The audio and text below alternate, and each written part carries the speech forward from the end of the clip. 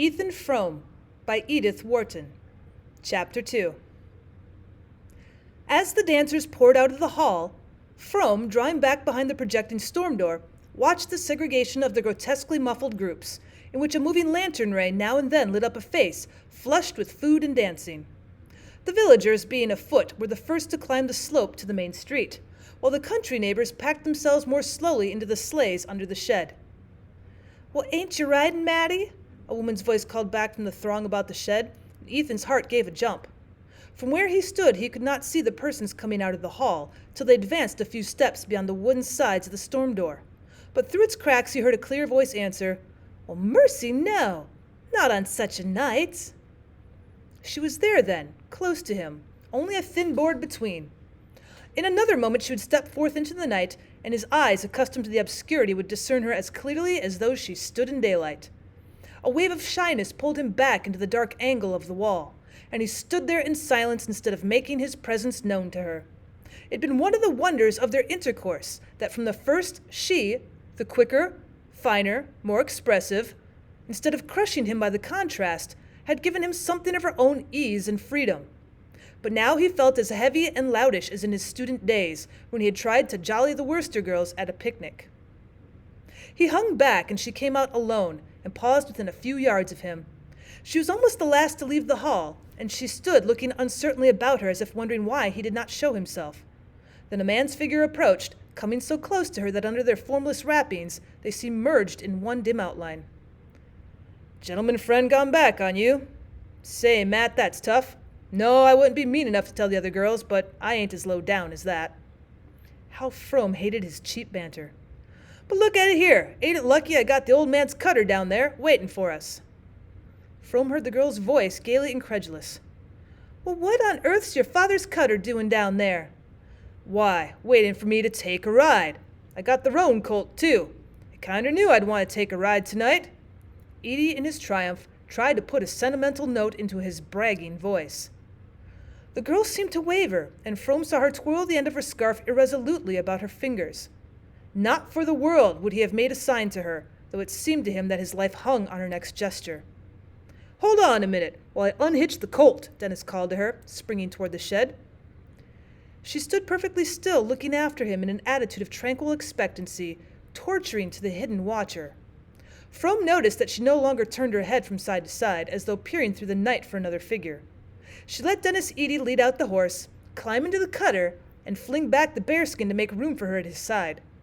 Then, with a swift motion of flight, she turned about and darted up the slope towards the front of the church. "Well, goodbye. I hope you'll have a lovely ride," she called back to him over her shoulder. Dennis laughed and gave the horse a cut that brought him quickly abreast of her retreating figure. "Come along, get in quick. It's as slippery as thunder on this turn," he cried, leaning over to reach out a hand to her. She laughed back at him. "Well, good night. I'm not getting in." By this time they'd passed beyond Frome's earshot, and he could only follow the shadowy pantomime of their silhouettes as they continued to move along the crest of the slope above him. He saw Edie, after a moment, jump from the cutter and go toward the girl with the reins over one arm. The other he tried to slip through hers, but she eluded him nimbly, and Frome's heart, which had swung over a black void, trembled back to safety. A moment later he heard the jingle of departing sleigh bells and discerned a figure advancing alone towards the empty expanse of snow before the church. In the black shade of the Varnum spruces he caught up with her, and she turned with a quick, "Oh." "Think I'd forgotten you, Matt?" he asked with a sheepish glee. She answered seriously, "Well, I thought maybe you couldn't come back for me." "Couldn't? What on earth could stop me?" "Well, I knew Zena wasn't feeling any too good today." "Oh, she's in bed long ago." He paused, a question struggling in him. "Then you meant to walk home all alone?" "Oh, I ain't afraid," she laughed. They stood together in the gloom of the spruces, an empty world glimmering about them wide and gray under the stars. He brought his question out.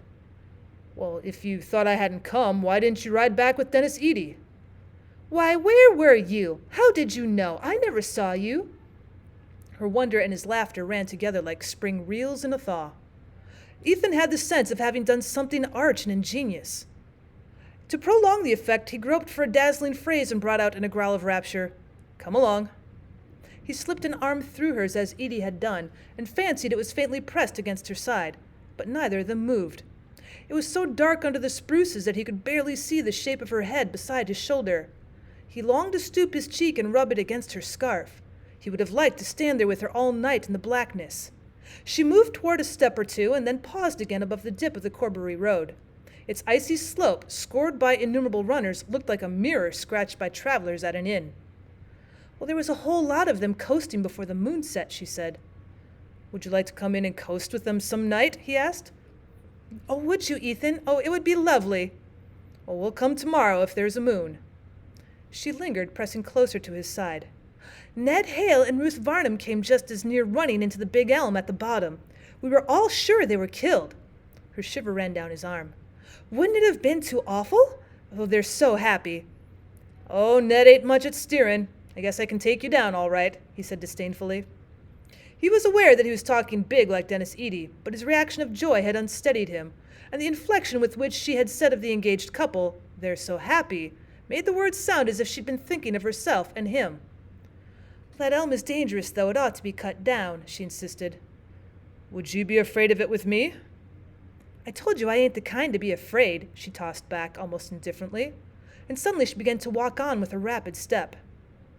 These alterations of mood were the despair and joy of Ethan Frome. The motions of her mind were as incalculable as the flit of a bird in the branches. The fact that he had no right to show his feelings and thus provoke the expression of hers made him attach a fantastic importance to every change in her look and tone. Now he thought she understood him and feared.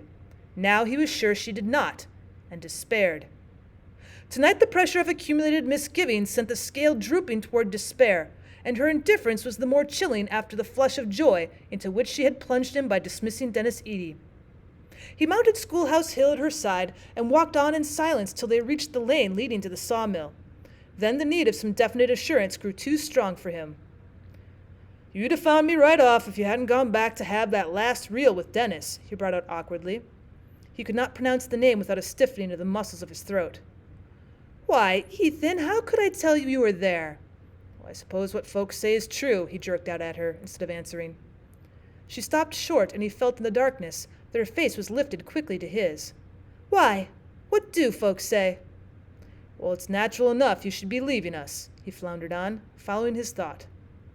Is that what they say? She mocked back at him, and then with a sudden drop of her sweet treble, You mean that Zena ain't suited with me any more, she faltered. Their arms had slipped apart, and they stood motionless, each seeking to distinguish the other's face. Well, I know I ain't anything like as smart as I ought to be, she went on, while he vainly struggled for expression. There's lots of things a hired girl could do that come awkward to me still, and I haven't got much strength in my arms. But if she'd only tell me, I'd try. You know she hardly ever says anything, and sometimes I can see she ain't suited, and yet I don't know why. She turned on him with a sudden flash of indignation. You ought to tell me, Ethan Frome, you ought to, unless you want me to go too. Unless he wanted her to go too? The cry was balm to his raw wound. The iron heavens seemed to melt and rain down sweetness. Again he struggled for the all-expressive word, and again in his arm in hers he found only a deep, Come along. They walked on in silence through the blackness of the hemlock-shaded lane, where Ethan's sawmill gloomed through the night, and out again to the comparative clearness of the fields. On the farther side of the hemlock belt the open country rolled away before them, gray and lonely under the stars. Sometimes their way led them under the shade of an overhanging bank, or through the thin obscurity of a clump of leafless trees. Here and there a farmhouse stood far back among the fields, mute and cold as a gravestone. The night was so still that they heard the frozen snow crackle under their feet. The crash of a loaded branch falling far off in the woods reverberated like a musket shot, and once a fox barked, and Mattie shrank closer to Ethan and quickened her steps. At length they sighted the group of larches at Ethan's gate, and as they drew near it, the sense that the walk was over brought back his words. Then you don't want to leave us, Matt? He had to stoop his head to catch her stifled whisper. Well, where'd I go if I did? The answer sent a pang through him, but the tone suffused him with joy. He forgot what else he'd meant to say and pressed her against him so closely that he seemed to feel warmth in his veins. Well, you ain't crying, are you, Matt? Well, no, of course I'm not, she quavered. They turned in at the gate and passed under the shaded knoll, where, enclosed in a low fence, The Frome gravestones slanted at crazy angles through the snow. Ethan looked at them curiously. For years, that quiet company had mocked his restlessness, his desire for change and freedom. "We never got away. How should you?" seemed to be written on every headstone. And whenever he went in or out of his gate, he thought with a shiver, "I shall just go on living here till I join them." But now all desire for change had vanished, and the sight of the little enclosure gave him a warm sense of continuance and stability. "I guess we'll never let you go, Matt," he whispered, as though even the dead, lovers once, must conspire with him to keep her. And brushing by the graves, he thought, "We'll always go on living here together, and some day she'll lie there beside me." He let the vision possess him as they climbed the hill to the house. He was never so happy with her as when he abandoned himself to these dreams. Halfway up the slope, Maddie stumbled against some unseen obstruction and clutched his sleeve to steady herself. The wave of warmth that went through him was like the prolongation of his vision. For the first time, he stole his arm about her, and she did not resist. They walked on as if they were floating on a summer stream. Zena always went to bed as soon as she had her supper, and the shutterless windows of the house were dark. A dead cucumber vine dangled from the porch like the crepe streamer tied to the door for a death, and the thought flashed through Ethan's brain, if it was there for Zena, then he had a distinct sight of his wife lying in their bedroom asleep, her mouth slightly open, her false teeth in a tumbler by the bed. They walked around to the back of the house, between the rigid gooseberry bushes. It was Zena's habit when they came back late from the village to leave the key of the kitchen door under the mat. Ethan stood before the door, his head heavy with dreams, his arm still about Maddie. "Matt," he began, not knowing what he meant to say. She slipped out of his hold without speaking, and he stooped down and felt for the key. "Well, it's not there," he said, straightening himself with a start. They strained their eyes at each other through the icy darkness. Such a thing had never happened before. "Well, maybe she's forgotten it," Maddie said in a tremulous whisper, but both of them knew that it was not like Zena to forget. "Well, maybe it might have fallen off into the snow," Maddie continued, after a pause during which they had stood intently listening. "Well, it must have been pushed off then," he rejoined in the same tone. Another wild thought tore through him. What if tramps had been there? What if... Again he listened, fancying he heard a distant sound in the house. Then he felt in his pocket for a match and, kneeling down, passed his light slowly over the rough edges of the snow about the doorstep. He was still kneeling when his eyes, on a level with the lower panel of the door, caught a faint ray beneath it. Well, who could be stirring in that silent house? He heard a step on the stairs, and again for an instant the thought of tramps tore through him. Then the door opened, and he saw his wife. Against the dark background of the kitchen she stood up tall and angular, one hand drawing a quilted counterpane to her flat breast, while the other held a lamp. The light, on a level with her chin, drew out of the darkness her puckered throat and the projecting wrist of the hand that clutched the quilt, and deepened fantastically the hollows and prominences of her high-boned face under its ring of crimping pins. To Ethan, still in the rosy haze of his hour with Maddie, the sight came with the intense precision of the last dream before waking. He felt as if he'd never before known what his wife looked like. She drew aside without speaking, and Maddie and Ethan passed into the kitchen, which had the deadly chill of a vault after the dry cold of the night. "I guess you forgot about us, Zena," Ethan joked, stamping the snow from his boots. "No, I just felt so mean I couldn't sleep." Maddie came forward, unwinding her wraps, the color of the cherry scarf in her fresh lips and cheeks. "Oh, I'm so sorry, Zena. Isn't there anything I can do?" "No, there's nothing." Zena turned away from her. "You might have shook off that snow outside," she said to her husband. She walked out of the kitchen ahead of them and, pausing in the hall, raised the lamp at arm's length as if to light them up the stairs. Ethan paused also, affecting to fumble for the peg on which he hung his coat and cap.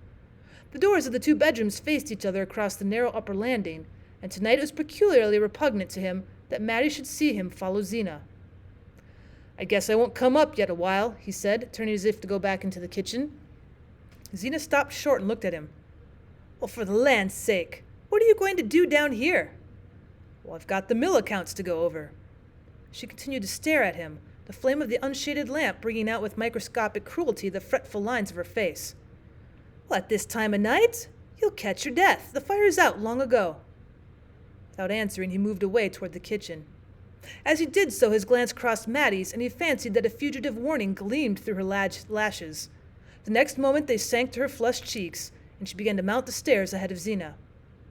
"Well, that's so. It is powerful cold down there," Ethan assented. With lowered head he went up in his wife's wake and followed her across the threshold of their room.